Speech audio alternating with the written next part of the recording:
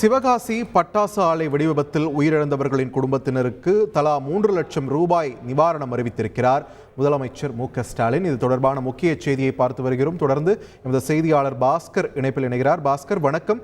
முதலமைச்சரின் இந்த நிவாரண அறிவிப்பு பற்றின விரிவான தகவல்களை பதிவு பண்ணுங்க. விருதுநகர் மாவட்டம் காளையார்குறிச்சி கிராமத்துல இங்கு வந்த ஒரு தனியார் சொந்தமான பட்டாசு ஆலையில இந்த வெடி விபத்து ஏற்பட்டது. இந்த வெடி விபத்துல முருகன் ஆகியோர் சம்பவ இடத்திலேயே உயிரிழந்திருக்கிறார்கள். இந்த விபத்துல பல பலத்த காயமடைந்து விருதுநகர் அரசு மருத்துவக் கல்லூரி மருத்துவமனையில சிகிச்சை பெற்று வருகிறார்கள். மூவர் அவர்களுக்கு ஒரு சிறப்பு சிகிச்சை அளிக்கவும் தமிழக முதலமைச்சர் உத்தரவிட்டிருக்கிறார். விபத்துல உயிரிழந்தவனுடைய குடும்பத்தினருக்கு ஆழ்ந்த இரங்கலை தெரிவித்திருக்கக்கூடிய தமிழக முதலமைச்சர் உயிரிழந்தவனின் குடும்பத்தினருக்கு தலா 3 லட்சம் ரூபாய் நிவாரண நிதி வழங்கப்படும் என்ற அறிவிப்பையும், அதே போல பலத்த காயமடைந்து மருத்துவமனையில் சிகிச்சை பெற்று. செய்திகளை உடனுக்குடன் தெரிந்து கொள்ள உடனே சப்ஸ்கிரைப் பண்ணுங்க.